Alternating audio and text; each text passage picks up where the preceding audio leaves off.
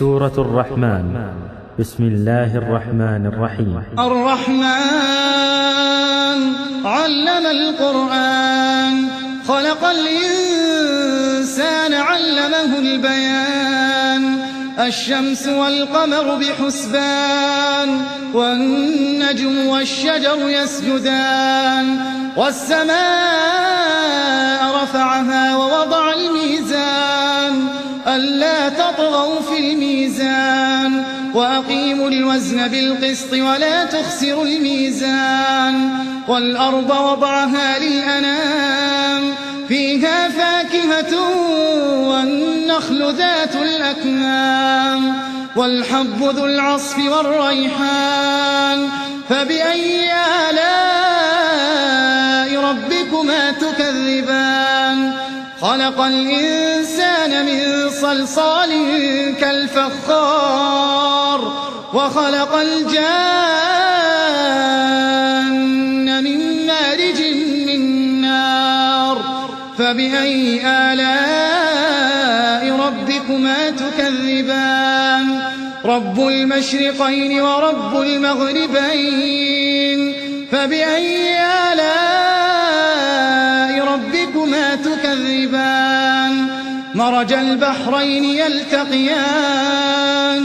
بينهما برزخ لا يبغيان. فبأي آلاء ربكما تكذبان؟ يخرج منهما اللؤلؤ والمرجان. فبأي آلاء ربكما تكذبان؟ وله الجوار المنشآت في البحر كالأعلام. فبأي آلاء ربكما تكذبان؟ كل من عليها فان،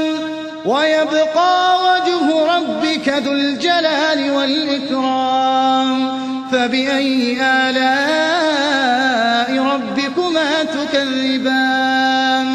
يسأله من في السماوات والأرض، كل يوم هو في شأن. فبأي آلاء ربكما تكذبان؟ سنفرغ لكم أيها الثقلان.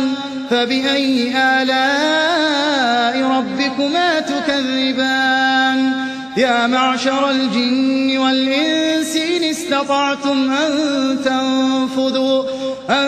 تنفذوا من أقطار السماوات والأرض فانفذوا، لا تنفذون إلا بسلطان. فبأي آلاء ربكما تكذبان؟ يرسل عليكما شواظ من نار ونحاس فلا تنتصران.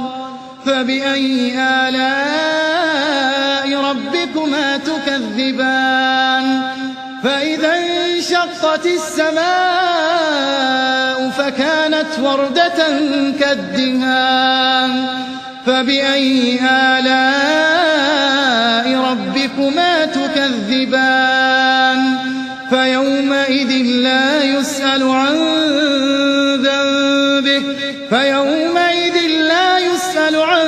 ذنبه إنس ولا جان. فبأي آلاء ربكما تكذبان؟ يعرف المجرمون بسيماهم فيؤخذ بالنواصي والأقدام. فبأي آلاء ربكما تكذبان؟ هذه جهنم التي يكذب بها المجرمون، يطوفون بينها وبين حميم آن. فبأي آلاء ربكما تكذبان؟ ولمن خاف مقام ربه جنتان. فبأي آلاء ربكما تكذبان؟ ذواتا أفنان. فبأي آلاء ربكما تكذبان؟ فيهما عينان تجريان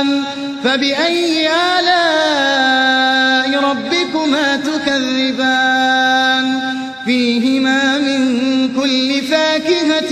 زوجان فبأي آلاء ربكما تكذبان متكئين على فرش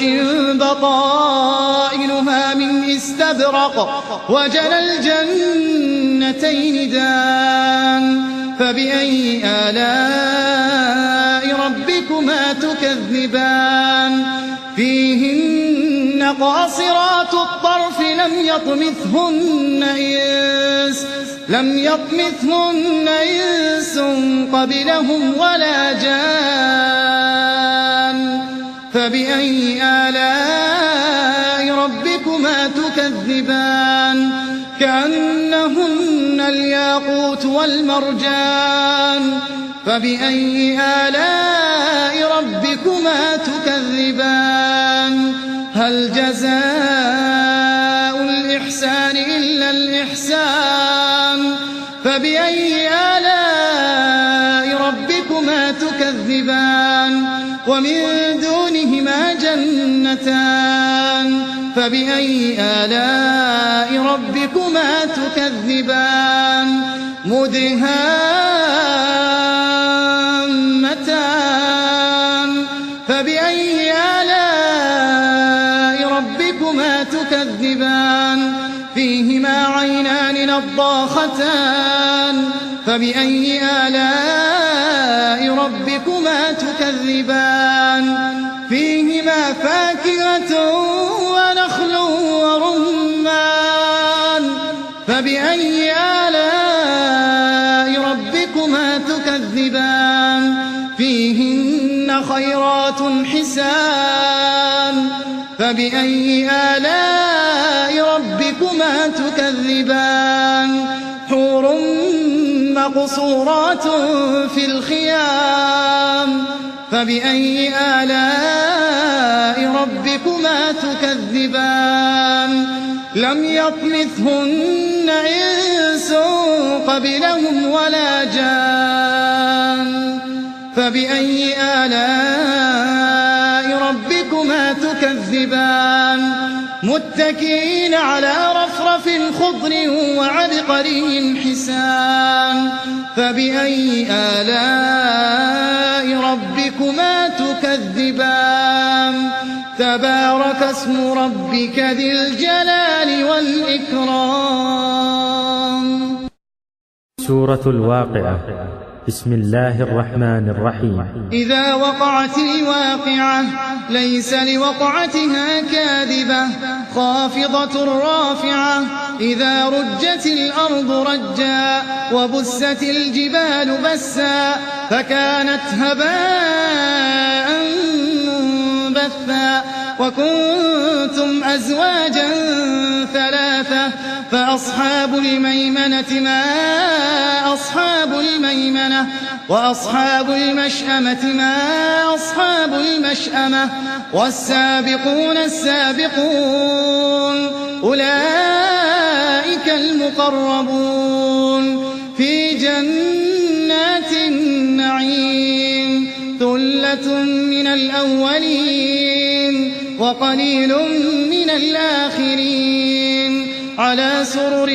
موضونة متكئين عليها متقابلين يطوف عليهم ولدان مخلدون بأكواب وأباريق وكأس من معين لا يصدعون عنها ولا ينزفون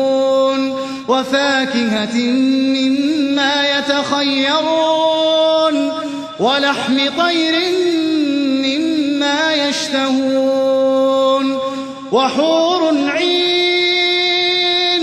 كأمثال اللؤلؤ المكنون جزاء بما كانوا يعملون لا يسمعون فيها لغوا ولا تأثيما إلا قيلا سلاما سلاما وأصحاب اليمين ما أصحاب اليمين في سدر مخضود وطلح منضود وظل ممدود وماء مسكوب وفاكهة كثيرة لا مقطوعة ولا ممنوعة وفرش مرفوعة إنا أنشأناهن إنشاء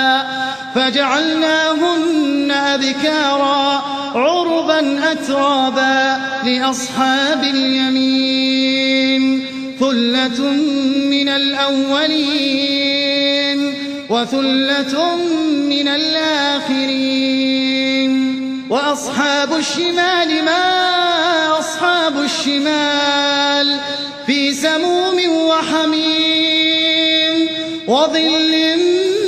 من يحموم لا بارد ولا كريم إنهم كانوا قبل ذلك مترفين وكانوا يصرون على الحنث العظيم وكانوا يقولون أئذا متنا وكنا ترابا وعظاما أئنا لمبعوثون أوآباؤنا الأولون قل إن الأولين والآخرين لمجموعون إلى ميقات يوم معلوم ثم إنكم أيها الضالون المكذبون لآكلون من شجر من زقوم فمالئون منها البطون فشاربون عليه من الحميم فشاربون شرب الهيم هذا نزلهم يوم الدين هذا نزلهم يوم الدين نحن خلقناكم فلولا تصدقون أفرأيتم ما تمنون أأنتم تخلقونه أم نحن الخالقون نحن قدرنا بينكم الموت وما نحن بمسبوقين على أن نبدل أمثالكم وننشئكم فيما لا تعلمون ولقد علمتم النشأة الأولى فلولا تذكرون أفرأيتم ما تحرثون أأنتم تزرعونه أم نحن الزارعون لو نشاء لجعلناه حطاما فظلتم تفكهون إنا لمغرمون بل نحن محرومون أفرأيتم الماء الذي تشربون أأنتم أنزلتموه من المزن أم نحن المنزلون لو نشاء جعلناه أجاجا فلولا تشكرون أفرأيتم النار التي تورون أأنتم أنشأتم شجرتها أم نحن المنشئون نحن جعلناها تذكرة ومتاعا للمقوين فسبح باسم ربك العظيم فلا أقسم بمواقع النجوم وإنه لقسم لو تعلمون عظيم إنه لقرآن كريم في كتاب مكنون لا يمسه إلا المطهرون تنزيل من رب العالمين أفبهذا الحديث أنتم مدهنون وتجعلون رزقكم أنكم تكذبون فلولا إذا بلغت الحلقوم وأنتم حينئذ تنظرون ونحن أقرب إليه منكم ولكن لا تبصرون فلولا إن كنتم غير مدينين ترجعونها إن كنتم صادقين. فأما إن كان من المقربين فروح وريحان وجنة نعيم. وأما إن كان من أصحاب اليمين فسلام لك من أصحاب اليمين. وأما إن كان من المكذبين الضالين فنزل من حميم وتصلية جحيم. إن هذا لهو حق اليقين. فسبح باسم ربك العظيم. أعوذ بالله من الشيطان الرجيم. بسم الله الرحمن الرحيم. تبارك الذي بيده الملك وهو على كل شيء قدير. الذي خلق الموت والحياة ليبلوكم أيكم أحسن عملا وهو العزيز الغفور. الذي خلق 7 سماوات طباقا ما ترى في خلق الرحمن من تفاوت فارجع البصر هل ترى من فطور. ثم ارجع البصر كرتين ينقلب إليك البصر خاسئا وهو حسير. ولقد زينا السماء الدنيا بمصابيح وجعلناها رجوما للشياطين وأعتدنا لهم عذاب السعير. وللذين كفروا بربهم عذاب جهنم وبئس المصير. إذا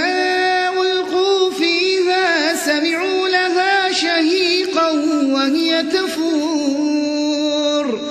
تكاد تميز من الغيظ. كلما ألقي فيها فوج سألهم خزنتها ألم يأتكم نذير. قالوا بلى قد جاءنا نذير فكذبنا وقلنا ما نزل الله من شيء إن أنتم إلا في ضلال كبير. وقالوا لو كنا نسمع أو نعقل ما كنا في أصحاب السعير. فاعترفوا بذنبهم فسحقا لأصحاب السعير. وللذين كفروا بربهم عذاب جهنم وبئس المصير. إذا ألقوا فيها سمعوا لها شهيقا وهي تفور تكاد تميز من الغيظ. كلما ألقي فيها فوج سألهم خزنتها ألم يأتكم نذير. قالوا بلى قد جاءنا نذير فكذبنا وقلنا ما نزل الله من شيء إن أنتم إلا في ضلال كبير. وقالوا لو كنا نسمع أو نعقل ما كنا في أصحاب السعير. فاعترفوا بذنبهم فسحقا لأصحاب السعير. إن الذين يخشون ربهم بالغيب لهم مغفرة وأجر كبير. إن الذين يخشون ربهم بالغيب لهم مغفرة وأجر كبير. وأسروا قولكم أو اجهروا به إنه عليم بذات الصدور ألا يعلم من خلق وهو اللطيف الخبير هو الذي جعل لكم الأرض ذلولا فامشوا في مناكبها وكلوا من رزقه وإليه النشور أأمنتم من في السماء أن يخسف بكم الأرض فإذا هي تمور أم أمنتم من في السماء أن يرسل عليكم حاصبا فستعلمون كيف نذير ولقد كذب الذين من قبلهم فكيف كان نكير أولم يروا إلى الطير فوقهم صافات ويقبضن ما يمسكهن إلا الرحمن إنه بكل شيء بصير أمن هذا الذي هو جند لكم ينصركم من دون الرحمن إن الكافرون إلا في غرور أمن هذا الذي يرزقكم إن أمسك رزقه بل لجوا في عتو ونفور أفمن يمشي مكبا على وجهه أهدى أمن يمشي سويا على صراط مستقيم قل هو الذي أنشأكم وجعل لكم السمع والأبصار والأفئدة قليلا ما تشكرون قل هو الذي ذرأكم في الأرض وإليه تحشرون ويقولون متى هذا الوعد إن كنتم صادقين قل إنما العلم عند الله وإنما أنا نذير مبين فلما رأوه زلفة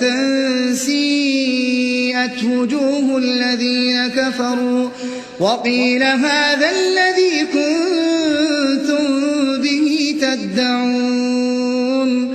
قل أرأيتم إن أهلكني الله ومن معي أو رحمنا فمن يجير الكافرين من عذاب أليم قل هو الرحمن آمنا به وعليه توكلنا فستعلمون من هو في ضلال مبين قل أرأيتم إن أصبح ماؤكم غورا فمن يأتيكم بماء معين. سورة الكهف. بسم الله الرحمن الرحيم. الحمد لله الذي أنزل على عبده الكتاب ولم يجعل له عوجا قيما لينذر بأسا شديدا من لدنه ويبشر المؤمنين الذين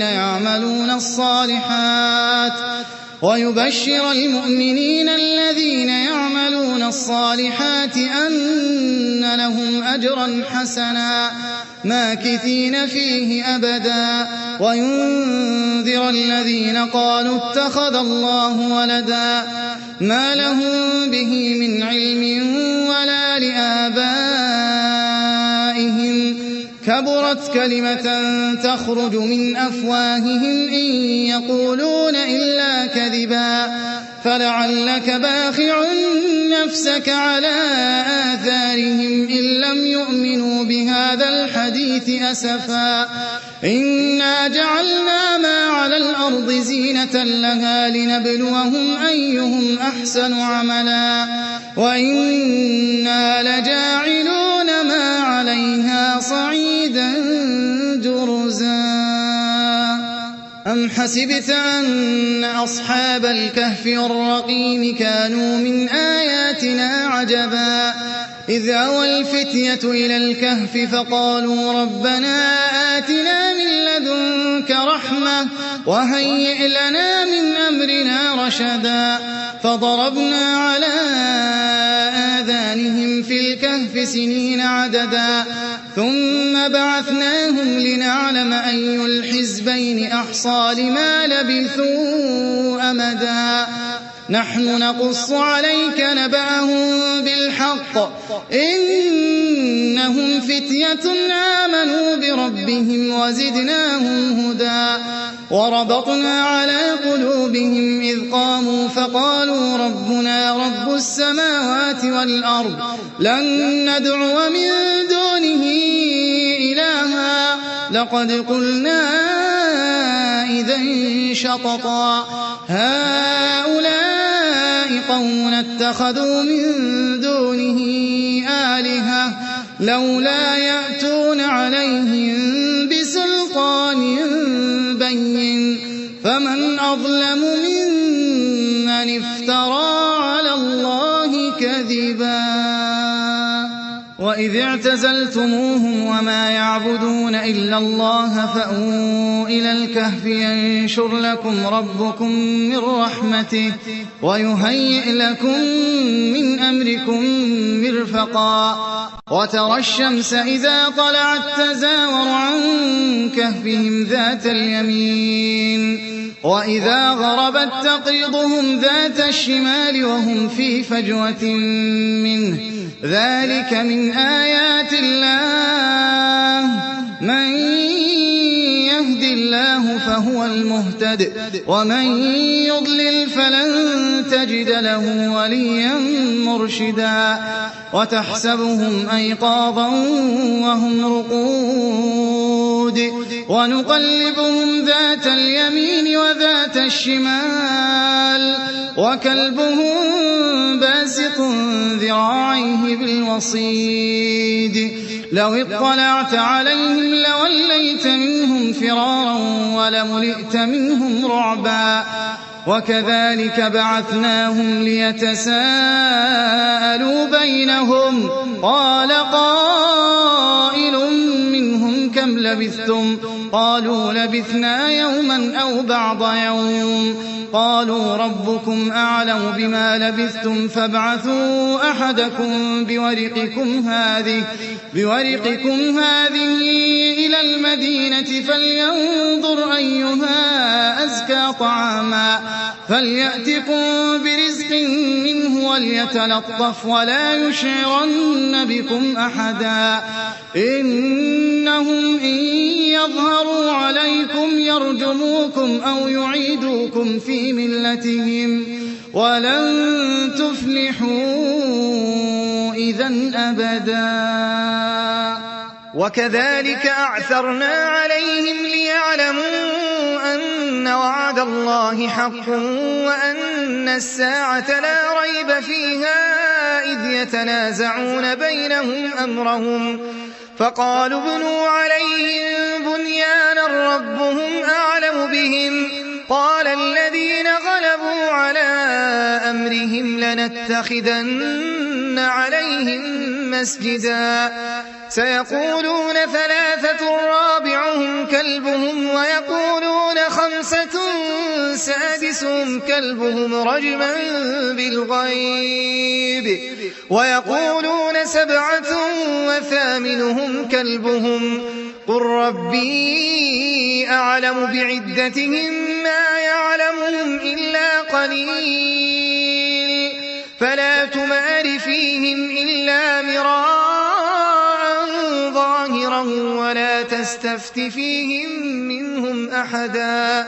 ولا تقولن لشيء إني فاعل ذلك غدا إلا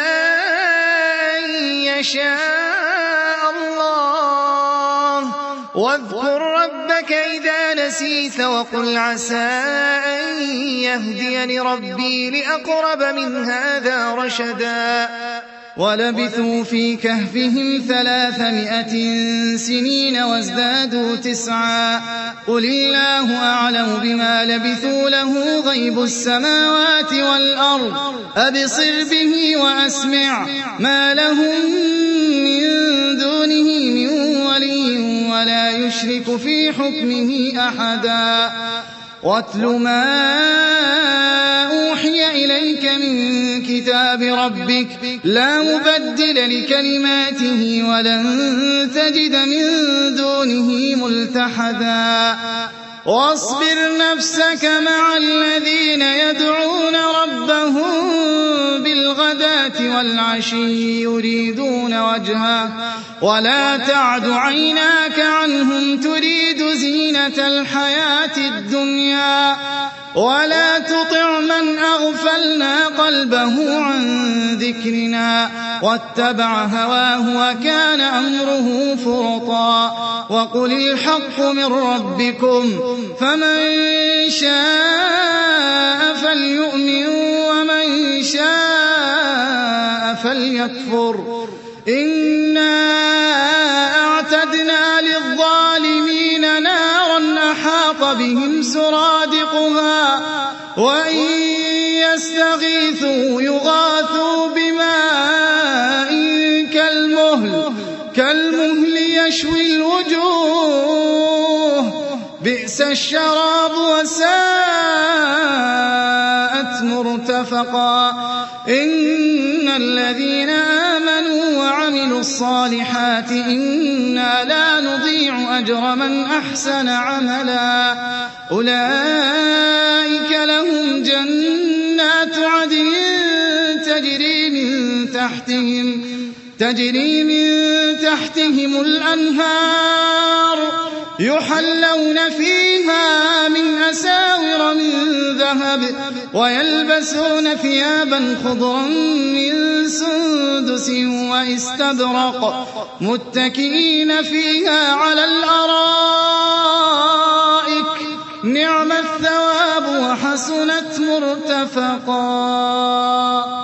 واضرب لهم مثل الرجلين جعلنا لأحدهما جنتين من أعناب وحففناهما بنخل وجعلنا بينهما زرعا كلتا الجنتين آتت أكلها ولم تظلم منه شيئا وفجرنا خلالهما نهرا وكان له ثمر فقال لصاحبه وهو يحاوره أنا أكثر منك مالا وأعز نفرا ودخل جنته وهو ظالم لنفسه قال ما أظن أن تبيد هذه أبدا وما أظن الساعة قائمة ولئن رددت إلى ربي لأجدن خيرا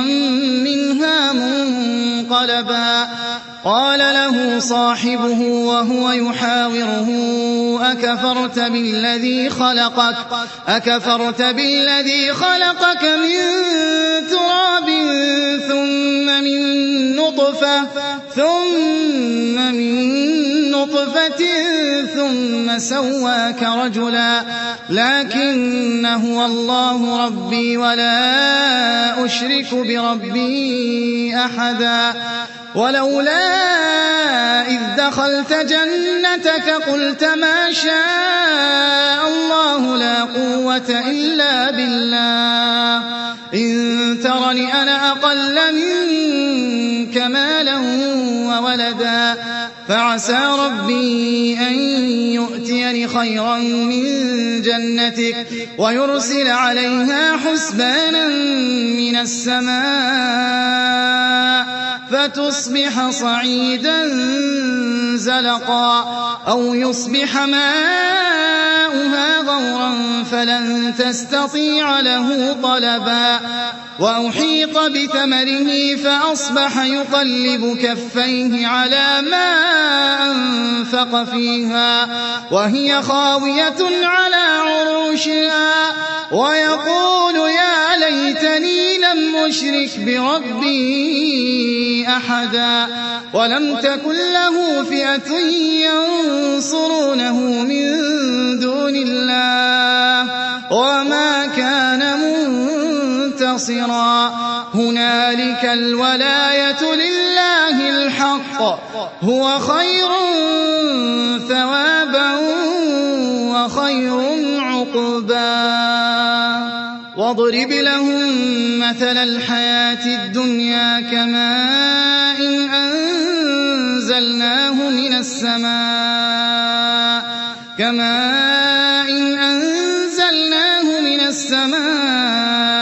فاختلط به نبات الأرض فأصبح هشيما تذروه الرياح وكان الله على كل شيء مقتدرا المال والبنون زينة الحياة الدنيا والباقيات الصالحات خير عند ربك ثوابا وخير أملا ويوم نسير الجبال وترى الأرض بارزة وحشرناهم فلم نغادر منهم أحدا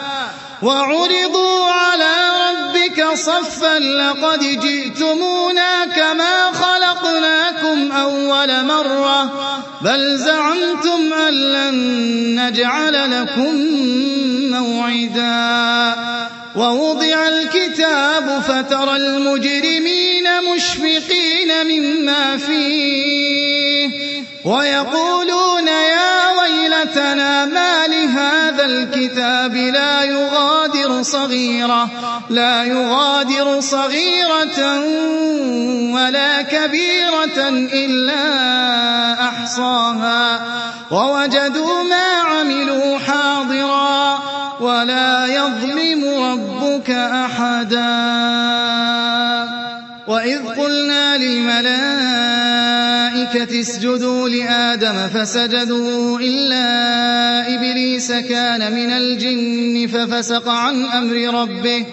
أفتتخذونه وذريته أولياء من دوني وهم لكم عدو بئس للظالمين بدلا ما أشهدتهم خلق السماوات والأرض ولا خلق أنفسهم وما كنت متخذ المضلين عضدا ويوم يقول نادوا شركائي الذين زعمتم فدعوهم فلم يستجيبوا لهم وجعلنا بينهم موبقا ورأى المجرمون النار فظنوا أنهم مواقعوها ولم يجدوا عنها مصرفا ولقد صرفنا في هذا القرآن للناس من كل مثل وكان الإنسان أكثر شيء جدلا وما منع الناس أن يؤمنوا إذ جاءهم الهدى ويستغفروا ربهم إلا أن تأتيهم سنة الأولين أو يأتيهم العذاب قبلا وما نرسل المرسلين إلا مبشرين ومنذرين ويجادل الذين كفروا بالباطل ليدحضوا به الحق واتخذوا آياتي وما أنذروا هزوا ومن أظلم ممن ذكر بآيات ربه فأعرض عنها ونسي ما قدمت يداه إنا جعلنا على قلوبهم أكنة أن يفقهوه وفي آذانهم وقرا وإن تدعهم إلى الهدى فلن يهتدوا إذا أبدا وربك الغفور ذو الرحمة لو يؤاخذهم بما كسبوا لعجل لهم العذاب بل لهم موعد لن يجدوا من دونه موئلا وتلك القرى أهلكناهم لما ظلموا وجعلنا لمهلكهم موعدا وإذ قال موسى لفتاه لا أبرح حتى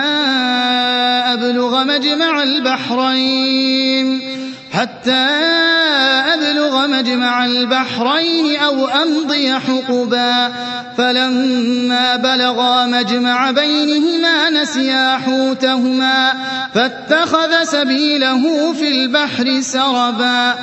فلما جاوزا قال لفتاه آتنا غداءنا لقد لقينا من سفرنا هذا نصبا قال أرأيت إذ أوينا إلى الصخرة فإني نسيت الحوت وما أنسانيه إلا الشيطان أن أذكره واتخذ سبيله في البحر عجبا قال ذلك ما كنا نبغي فارتدا على آثارهما قصصا فوجدا عبدا من عبادنا آتيناه رحمة من عندنا وعلمناه من لدنا علما قال له موسى هل أتبعك على أن تعلمني مما علمت رشدا قال إنك لن تستطيع معي صبرا وكيف تصبر على ما لم تحط به خبرا قال ستجدني إن شاء الله صابرا ولا أعصي لك أمرا قال فإن اتبعتني فلا تسألني عن شيء حتى أحدث لك منه ذكرا فانطلقا حتى إذا ركبا في السفينة خرقها قال أخرقتها لتغرق أهلها لقد جئت شيئا إمرا قال ألم أقل إنك لن تستطيع معي صبرا قال لا تؤاخذني بما نسيت ولا ترهقني من أمري عسرا فانطلقا حتى إذا لقيا غلاما فقتله قال أقتلت نفسا زكية بغير نفس لقد جئت شيئا نكرا قال ألم أقل لك إنك لن تستطيع معي صبرا قال إن سألتك عن شيء بعدها فلا تصاحبني قد بلغت من لدني عذرا فانطلقا حتى إذا أتيا أهل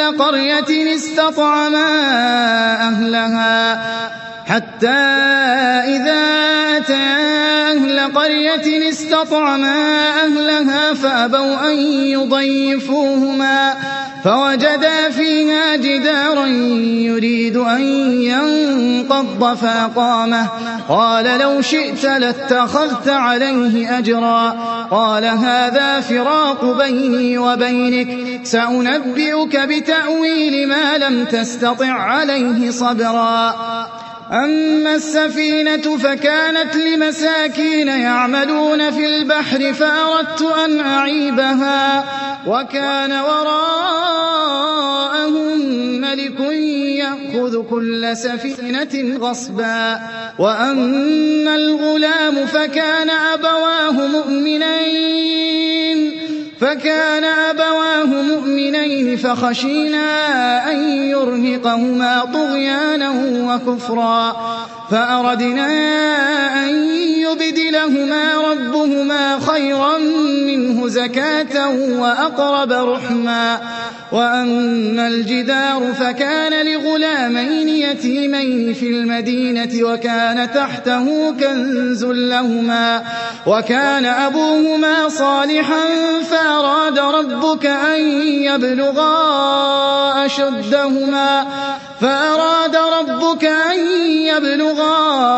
أشدهما ويستخرجا كنزهما رحمة من ربك وما فعلته عن أمري ذلك تأويل ما لم تسطع عليه صبرا ويسألونك عن ذي القرنين قل سأتلو عليكم منه ذكرا إنا مكنا له في الأرض وآتيناه من كل شيء سببا فأتبع سببا حتى إذا بلغ مغرب الشمس وجدها تغرب في عين حمئة ووجد عندها قوما قلنا يا ذا القرنين إما أن تعذب وإما أن تتخذ فيهم حسنا قال أما من ظلم فسوف نعذبه ثم يرد إلى ربه فيعذبه عذابا نكرا وأما من آمن وعمل صالحا فله جزاء الحسنى وسنقول له من أمرنا يسرا ثم أتبع سببا حتى إذا بلغ مطلع الشمس وجدها تطلع على قوم لم نجعل لهم من دونها سترا كذلك وقد أحطنا بما لديه خبرا ثم أتبع سببا حتى إذا بلغ بين السدين وجد من دونهما قوما لا يكادون يفقهون قولا قالوا يا ذا القرنين إن يأجوج ومأجوج مفسدون في الأرض فهل نجعل لك خرجا على أن تجعل بيننا وبينهم سدا قال ما مكني فيه ربي خير فأعينوني بقوة أجعل بينكم وبينهم ردما آتوني زبر الحديد حتى إذا ساوى بين الصدفين قال انفخوا حتى إذا جعله نارا قال آتوني أفرغ عليه قطرا فما استطاعوا أن يظهروه وما استطاعوا له نقبا قال هذا رحمة من ربي فإذا جاء وعد ربي جعله دكا وكان وعد ربي حقا وتركنا بعضهم يومئذ يموج في بعض ونفخ في الصور فجمعناهم جمعا وعرضنا جهنم يومئذ للكافرين عرضا الذين كانت أعينهم في غطاء عن ذكري وكانوا لا يستطيعون سمعا أفحسب الذين كفروا أن يتخذوا عبادي من دوني أولياء إنا أعتدنا جهنم للكافرين نزلا قل هل ننبئكم بالأخسرين أعمالا الذين ضل سعيهم في الحياة الدنيا وهم يحسبون أنهم يحسنون صنعا أولئك الذين كفروا بآيات ربهم ولقائه فحبطت أعمالهم فلا نقيم لهم يوم القيامة وزنا ذلك جزاؤهم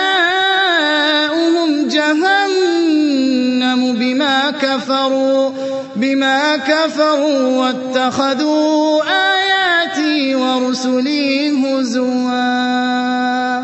إن الذين آمنوا وعملوا الصالحات كانت لهم جنات الفردوس نزلا خالدين فيها لا يبغون عنها حولا. قل لو كان البحر مدادا لكلمات ربي لنفد البحر قبل أن تنفد كلمات ربي ولو جئنا بمثله مددا. قل إنما أنا بشر مثلكم يوحى إلي أنما إلهكم إله واحد فمن كان يرجو لقاء ربه فليعمل عملا صالحا ولا يشرك بعبادة ربه أحدا.